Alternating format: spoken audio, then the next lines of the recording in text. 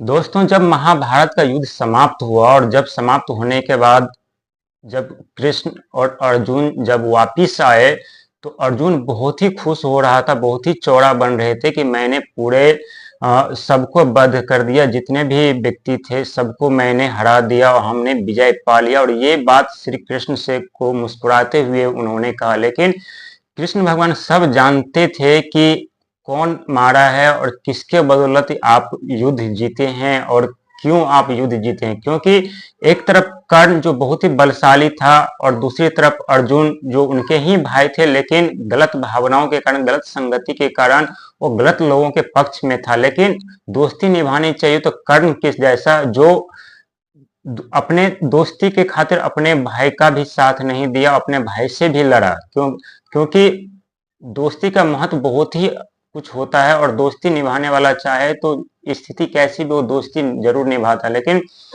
जब कृष्ण से अर्जुन ने ये बात पूछा तो कृष्ण ने उनका जवाब दिया कि तुम्हें अपने शक्तिशाली पे बहुत गर्व है, तो 1 मिनट तुम रुक जाओ और इसके बाद का जो नजारा तुम्हें देखने को मिलेगा, इसके बाद तुम्हें समझ में आएगा कि शायद तुमने ये युद्ध जीता है या किसी और ने ये युद्ध तुम्हें जिताया है।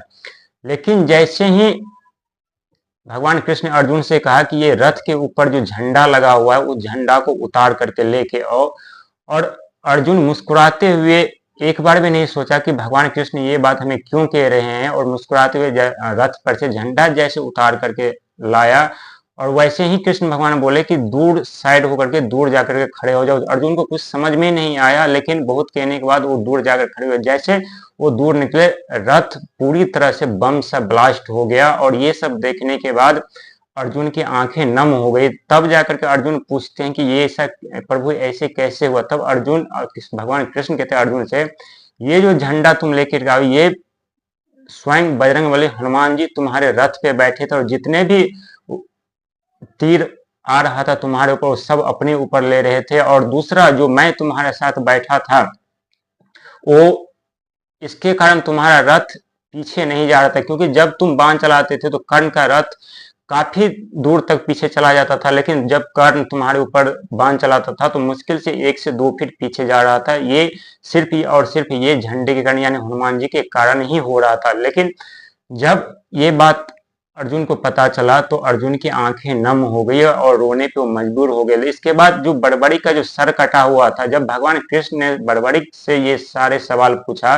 तो बड़बड़िक ने एक एक सच बात बताया कि धनुष तो अर्जुन जरूर चला रहे थे प्रभु, लेकिन आपकी जो सुदर्शन है वो सुदर्शन पूरा संहार कर रहा था, सबका धड़ अलग से धड़ जो है शरीर से अलग कर रहा था। नाम के लिए तो सिर्फ अर्जुन का बाण चल रहा था, दिखाई दे रहा था, लेकिन पूरा का पूरा काम, पूरा का पूरा विनाश जो है आपका सुदर्शन चक्र कर रहा था, चक्र कर रहा था। तो दोस्तों, यदि आपके जीवन में अभी भी सुख सुविधा है, कामयाब इंसान है, बहुत अच्छे से आपकी जिंदगी चल रही है, तो समझ लीजिए कि आपकी जिंदगी की डोर किसी ने संभाल रखा है और आपके कर्म के अनुसार आपको आपको फल प्रदान हो रही। यदि जिस दिन उस आपके जीवन की डोर जिसने संभाल रखा उसने यदि छोड़ दिया ना, तो आपके जीवन में बर्बादी का आगमन होते देरी नहीं लगेगा, टाइम नहीं लगेगा। इसलिए कहते हैं कि जब भी दुखी हो, समस्या में आए तो धैर्य बना करके रखिए, और जब सुखी जीवन हो तो दूसरों का भला, दूसरों का मदद, दूसरे के बारे में हमेशा अच्छा बोलना रखिए। क्योंकि दुख कब आते हैं कब जाते हैं किसी को नहीं पता होता, और वैसे ही सुख कब आते कब जाते हैं किसी को नहीं पता। जिंदगी एक जैसी कभी नहीं होती। यदि आप और हम यदि सही सलामत जी रहे हैं, सही सलामत अपनी जिंदगी गुजार रहे हैं, तो समझ लीजिए कि हमारे जीवन की जो डोर है किसी ने संभाल करके रखा है। इसीलिए हमारे हिसाब से, हमारे मर्जी से सारे काम बनते हुए जा रहे हैं और अब बन रहे हैं। लेकिन बहुत ऐसे व्यक्ति है जो ना समझ होने के कारण, अज्ञानता के कारण वो बात को समझते नहीं है और दूसरों के बारे में गलत अफवाह उड़ाते हैं, दूसरों के बारे में गलत बोलते हैं। तो ऐसा नहीं करना चाहिए, क्योंकि ये प्रकृति का नियम है, कर्म का फल तो भुगतना पड़ता है चाहे जैसा हो।